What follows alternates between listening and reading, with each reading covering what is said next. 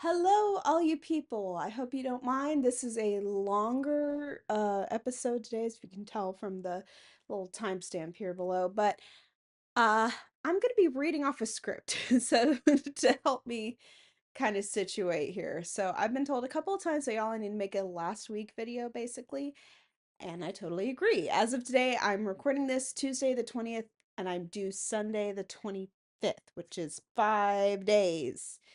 So is Easton going to show up then? Who knows? Maybe, maybe not.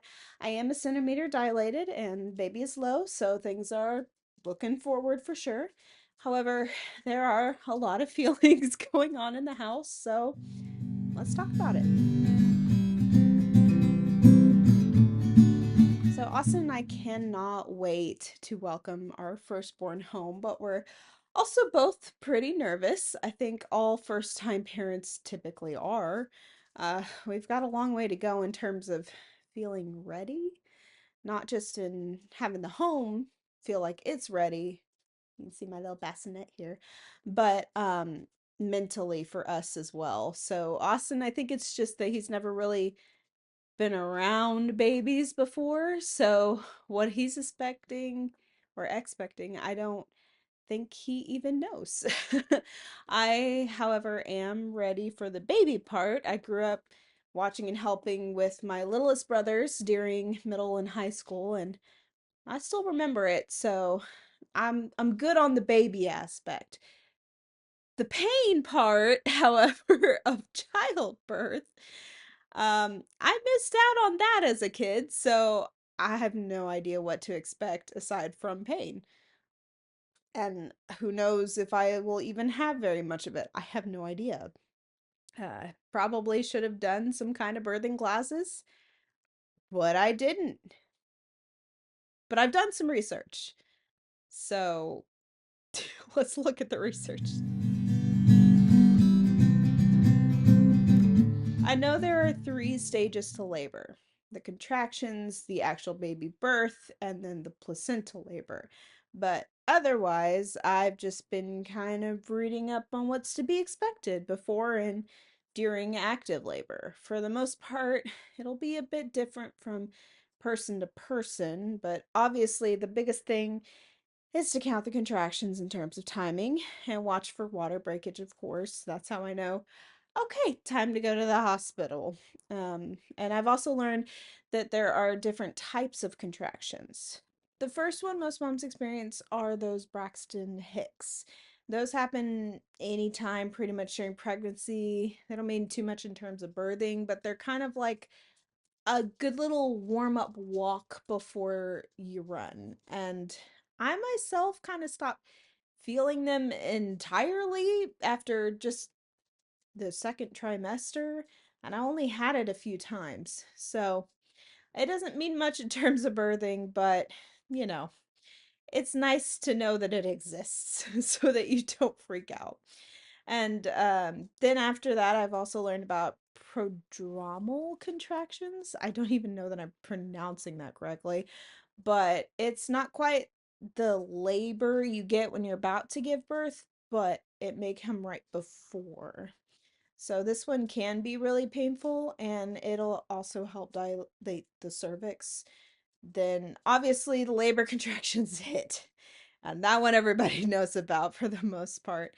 And that once I believe they're about 5 or so minutes apart for an hour, something like that, um, then you need to be going to the hospital. Because that means it's about time.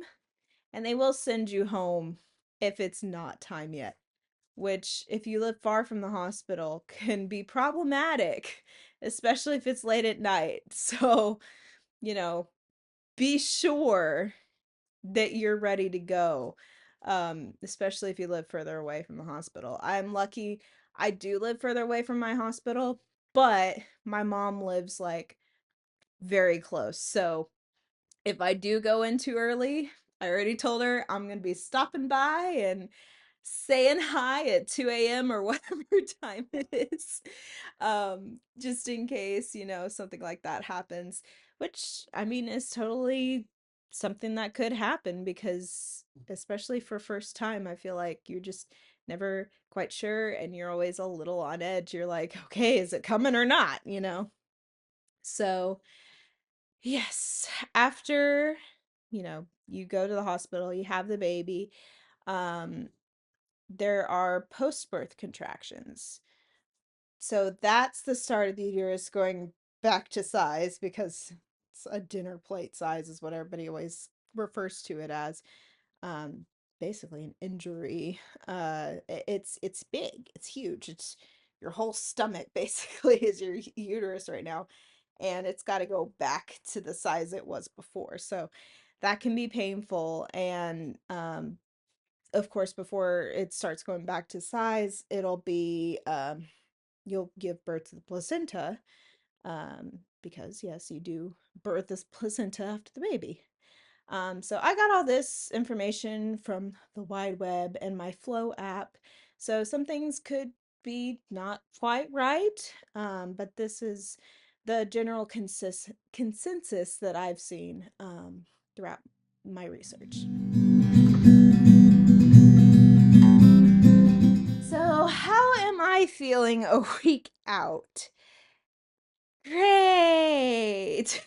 Actually, I really don't feel that bad at all. My back hurts and I'm definitely exhausted and ready to have my body mostly back, but I am still able to walk around and do chores all right. Although I agree with whoever said it first, things being on the floor should be illegal. It should be a crime. I cannot stand trying to get stuff up from off the ground. It's so difficult. Ugh, it's definitely hard for me to get up and sit down and lie down. But for the most part, once I'm up, I'm good, aside from my back. And I think it's hard for people to know just how far along I am since, according to everyone I've talked to, I'm quite small for being almost due. I, I don't know. Maybe he's just a small kid. I don't know. One more thing I've noticed where all my lovely stretch marks are under my belly. Yes, the scars of motherhood. I've gotten an unexplained rash. And I know you're thinking, why are you telling me this? Well, it's in case someone else experiences the same thing. It's normal. I talked to the doctor about it this morning. She said something called PUPP or pup rash, which stands for a bunch of long words I can't pronounce. But it's totally normal for you to get close to the end like I am. It's not something that will affect me or the baby, aside from itchiness either, and it will go away. So she was like, "You're good." And I said, "Okay, great." Um, so yes, don't be concerned if you're towards the end and you get a rash right there. It's okay. It's still really fun to feel Easton moving around in there, but it can be more painful too. He's a bit bigger now, so there's a lot less room for him, which means stronger pulling and ouchy feeling when he's really trying to stretch out. My last sonogram showed him being in the right direction though, so hopefully he stays head down. He's also possibly going to measure out at 7 pounds. So yeah, he's fairly small, but I'd say that's a pretty good size in terms of first labor. I can't imagine more than that, and I don't want to. So I'm just gonna pretend, no matter what, I'll just pretend that he's just a little pea coming out. If he misses his date and keeps hanging out, we do have an induction date scheduled for the 29th, I believe. And my mom strongly believes he may be born on the 28th. So we'll see what happens.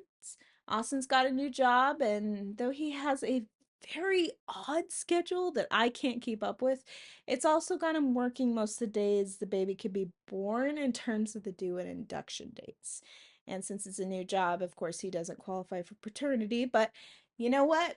I have another friend that whether they qualified or not, I don't know, but they did not take paternal leave and they did fine. So I think he can do it. I think he'll be all right. But luckily, Austin's already spoken to his boss and He's cleared to make a run for it if he decides to drop in unexpectedly.